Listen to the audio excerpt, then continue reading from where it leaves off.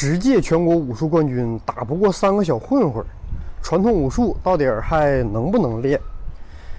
近几年似乎总流行着一个以前从来没有过的词，叫什么呢？就是传武打假。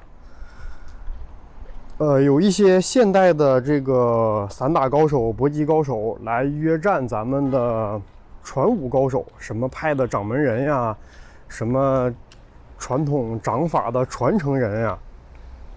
擂台上，这个传武高手呢，马上就化身为这个王八拳高手，左轮右打之后，无一例外啊，基本上都是挨不住运动员的几下，那么就会应声倒地。那么传统武术到底是怎么了？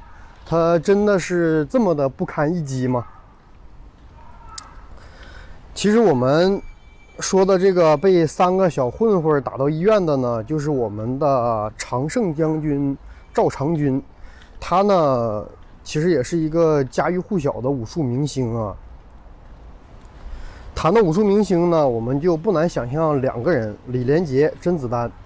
那么大家都知道啊，在70年代的时候呢，基本上就是李连杰的天下，什么武术的影视作品呐、武术的竞赛呀，基本上呢都是李连杰。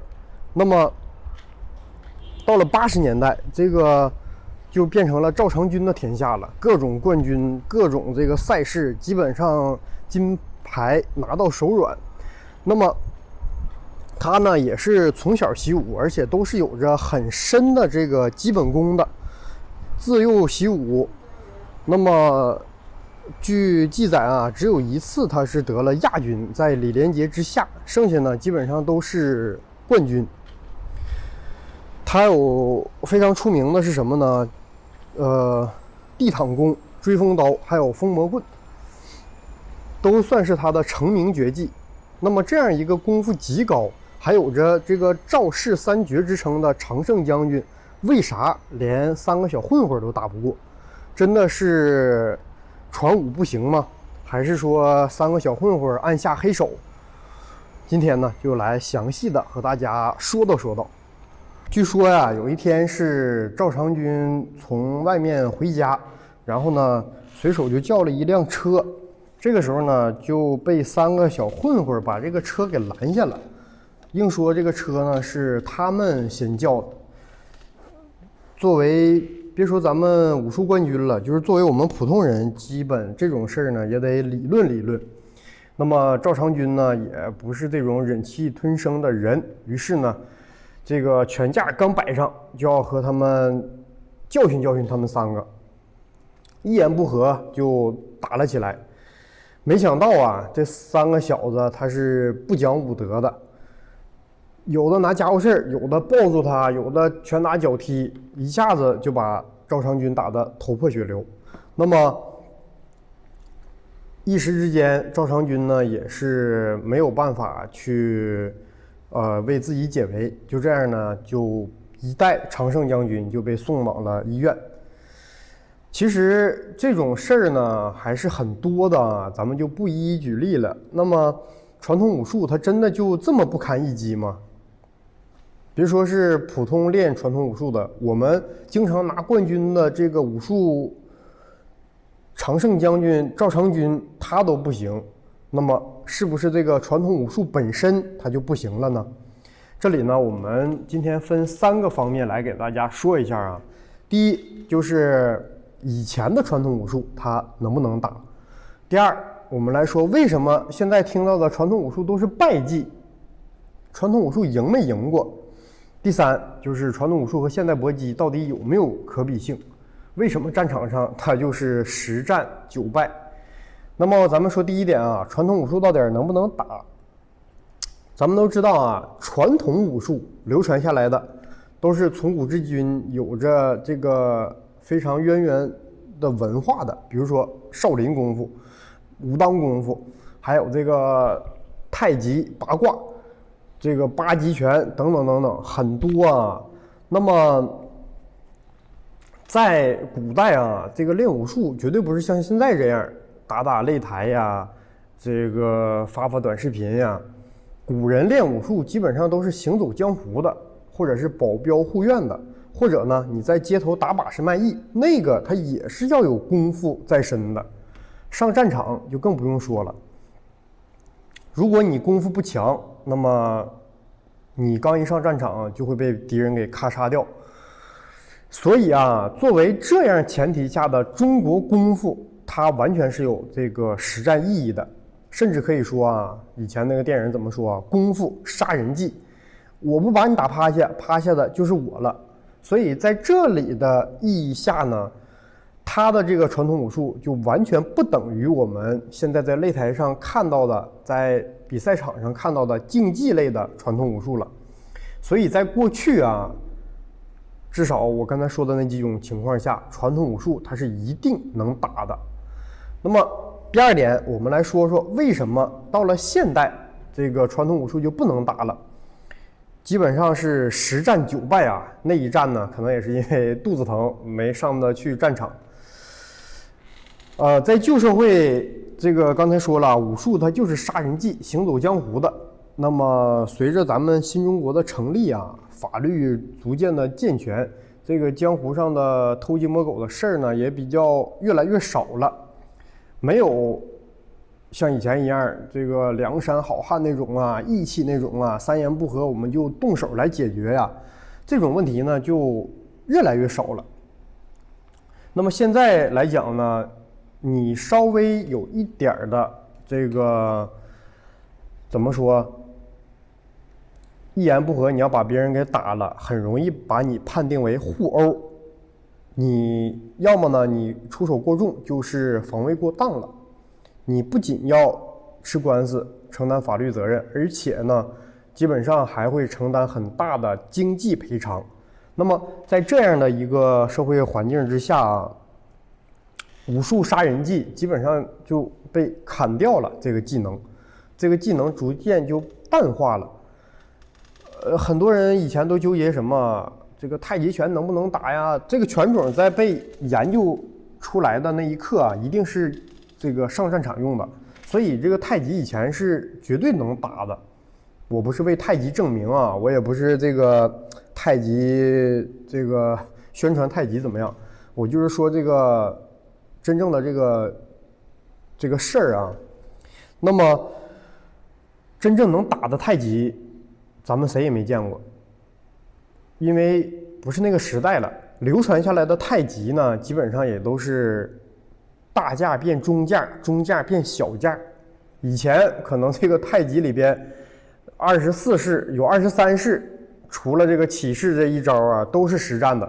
那么现在呢，可能24式有22式都是这个表演性质为主的了。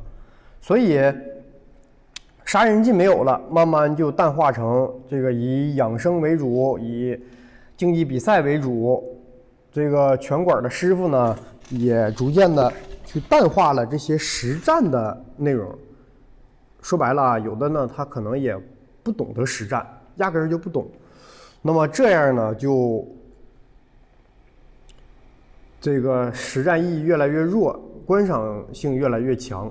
你说他能去街头实战或者跟擂台比赛吗？不能啊。那么这里我们插一个啊，就是小混混，你以为这个小混混他那么不堪一击吗？其实不是啊，小混混是非常厉害的。厉害在哪儿呢？即便他们没有武术功底啊，但是一般他们都是3、4个人为行动小组，3、4个打一个，他们还是很有底气的，也是仗着人多势众啊，不怕事儿大，我就是出手跟你干。那么一旦这样的一个思想在他们脑子里，基本上他们的这个实战功力、实战战绩就会大大增加了。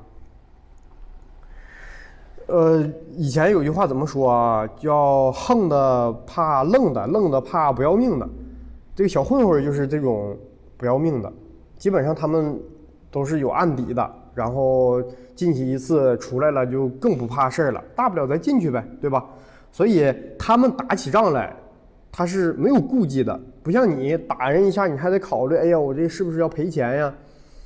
你这样的话有所顾忌，威力自然而然就降下来了。他们上来就照你头上来，你想威力能弱吗？对吧？所以啊，即便你是武术冠军也好，你是练这个散打搏击的也好，你跟这种不要命打法的小混混比的话，你输的几率是大大增加的。所以我们就说啊，这个传统武术流传下来败的原因，可能就在于我说的这几点。第3点，我们来说啥啊？就说武术打假这个事儿。这个词儿呢，以前是没有的。以前他练少林功夫，你练武当功夫，你过去说你练的是假的，没有这么说法啊。武术呢，没有真假之分，功夫没有真假之分，它有高低之分，对吧？就是说功夫无好坏，技术有高低，这个是正确的。你在过去这个上战场，你可以不用会什么功夫，我就凭着身强力壮，凭着我身法灵活，杀敌勇猛不要命。那么你这一招下来，没有什么功夫，说不出来是南拳北腿、少林、武当、八卦、太极，但是他就能把敌人给砍趴下。哎，这他就是真功夫。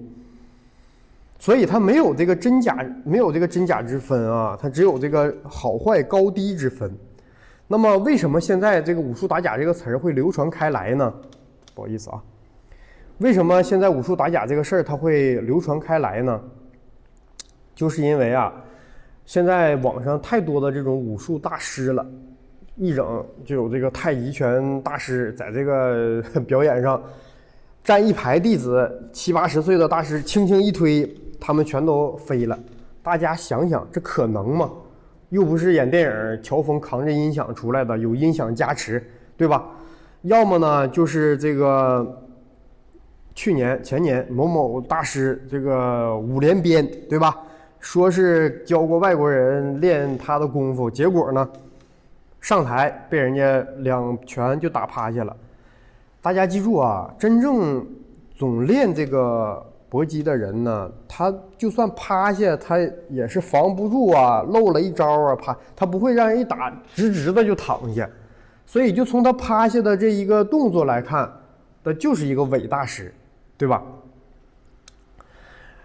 像这样的事儿，其实我们去网上找啊，什么太极雷雷啊，等等等等，它是很多很多的。基本上呢，遇到我们这些年轻的这个散打搏击的运动员看不过去这种吹牛的表现，都要过来去挑战一下，结果呢就是高下立见，所以打假这个词儿才会慢慢的流传开来。大家有没有想过啊，为什么散打运动员能很轻松的把这个武术大师给很容易的干翻在地？其实散打运动员呢，他们训练都很刻苦啊，就是散打搏击摔跤这些现代的武术，基本练的呢也都是怎么说，按实战的来，什么实用我就练什么，直拳、摆拳、勾拳，这个侧踢、正蹬、摔跤、腿法，这些每天就是练，而且他们配上科学的饮食、科学的休息，有着完善的2人对抗的一个实战训练。那么这样练出来的，基本上他的实战能力是很强的。那些传武大师呢，他们还在干什么？每天还是收徒、喝茶，这个练套路。你这样去跟人家每天科学训练的运动员去比的话，一定是打不过的。那么说了这3点啊，咱们来说一下传统武术它到底能不能打。其实传统武术，因为我自己本身也练传统武术啊，很多招式它直接是攻击要害的。你比如说八卦这个戳眼，对吧？去推你这个插你的这个肋下。这些招式只要命中，你一定马上是趴下起不来的。这种呢是应对于以前社会上就让你起不来。那么你现在社会想用这样的招式去打别人，别说这个几下1下你就是重伤害，就得承担特别大的法律责任。有句话怎么说？这个打输了进医院，这个打赢了蹲3年，对吧？所以现在的传统武术这些招式用不出来了，那么你靠其他的招式，传统武术的招式，比如说这个擒拿法呀，这个摔法呀，去应对这个散打搏击运动员在擂台上跟他们打比分制，后脑不能碰，这个裆部不能碰，那么这样的话必输无疑。所以规则不一样吧，只能说你用散打的规则去跟传统武术这种去比，而且传统武术还不能去击打那些脆弱的地方，那么谁赢谁输显而易见。那么大家认为这个传统武术还有学习的必要吗？这个在未来发展它是不是会越来越差呢？欢迎大家在评论区告诉我，咱们下回再见，拜拜。